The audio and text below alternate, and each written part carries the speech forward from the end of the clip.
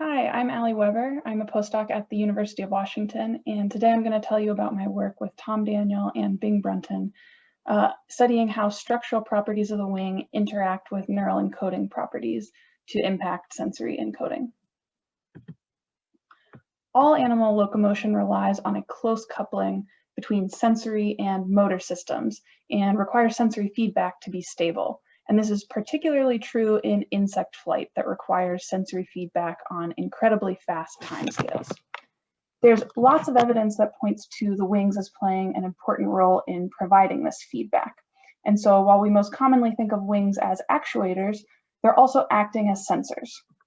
And while there's a lot of work that focuses on how wing structure impacts aerodynamic performance, there's relatively little to no work on how that structure impacts sensing performance. So the questions that we're interested in studying are, first, how does wing structure impact the available sensory information to the animal? And second, how do structural properties and neural encoding properties interact? And so as a first step in this direction, we've investigated how changes specifically in wing stiffness affect spiking responses in sensors located on the wing.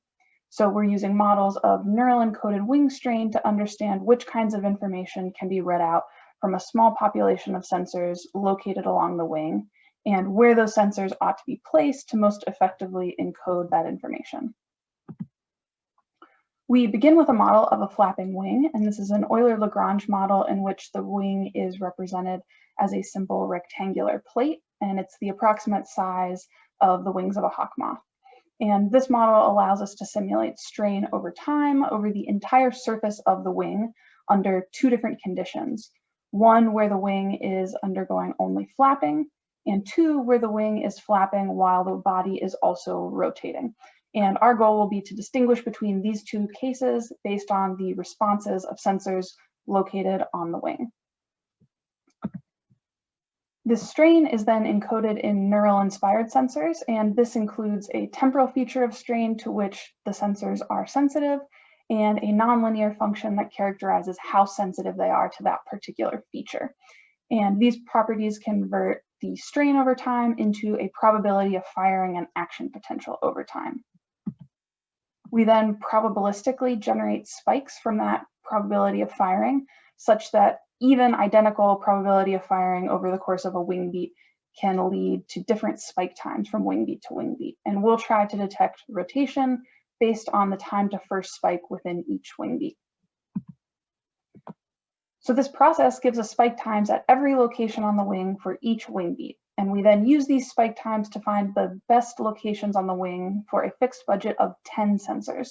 And we calculate how accurately we can determine whether the wing was only flapping or also undergoing rotation. So let's look at what happens when we first vary only stiffness and hold all else constant. So here we're showing accuracy in detecting rotation as a function of relative wing stiffness.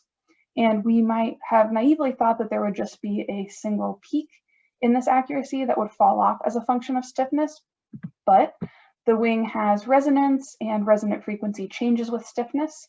There are also nonlinearities and noise in neural encoding. And so already this system is rich enough to show some interesting results, where here we have two local peaks in accuracy. And I want to unpack a little what's going on at each of these peaks, the big one and the smaller one to the left.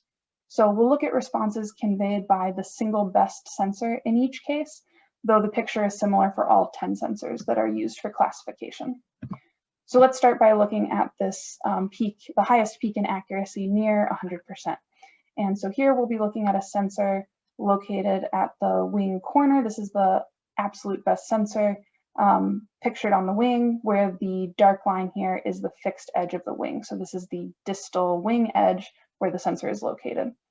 And if we look at filtered strain as a function of time over the course of a wing beat, you can see that it's extremely similar in the flapping only and flapping with rotation case. However, once this is passed through that nonlinear function, the probability of firing over time looks quite different in each of these cases. And so if we then look at the spikes that are generated in each case, you can see that there's a much higher probability of generating a spike earlier in the wing beat, around 5 milliseconds, in the flapping with rotation case compared to the flapping only case, where you're much likelier to fire a first spike around 25 milliseconds. And so you can see how these two conditions would be quite distinguishable even based on the responses in this single sensor. If we look on the other hand at this smaller peak in accuracy down at a much lower wing stiffness, where here you're only able to achieve around 75% accuracy with 10 sensors. Again, you can see that the optimal sensor is located in nearly the same location at this distal wing corner. Again, the filtered strain over time looks very similar in the flapping only and flapping with rotation cases. Here, however, because the threshold is much smaller relative to the peak in filtered strain, you very quickly swing between no probability of firing and probability of 1. And this translates to very precisely timed spikes in each of these cases.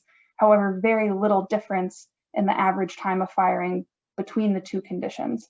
So although the spike timing precision is much greater, it's actually much harder to distinguish between the two conditions in these cases. And that's why you have a lower peak accuracy in distinguishing between the two.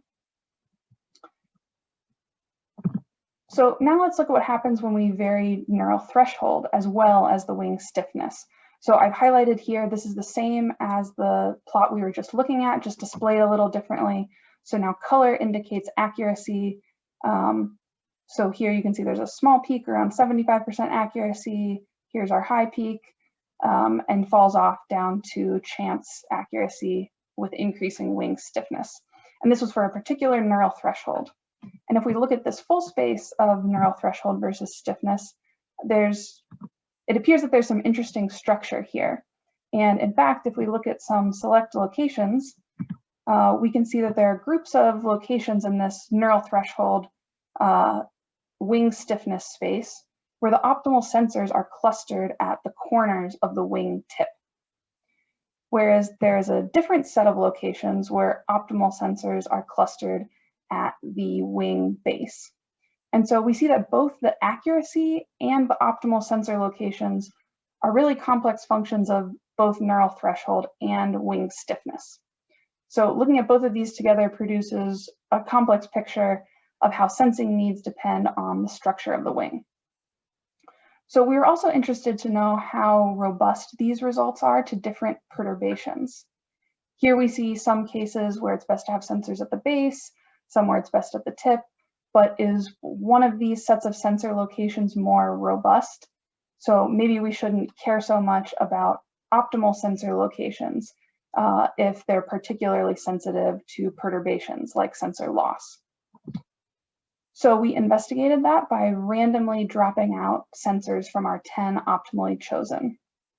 So here we're looking at accuracy as a function of the number of sensors for two different cases, one in which sensors located at the wing tip are optimal, and one in which sensors located at the wing base are optimal. And we chose cases where the accuracy with all 10 sensors is nearly identical and approaching about 95%. So you can see as we randomly drop sensors from this set of 10, as expected, there's a decrease in accuracy, but interestingly, even with a single sensor, you can still achieve on average 75% accuracy.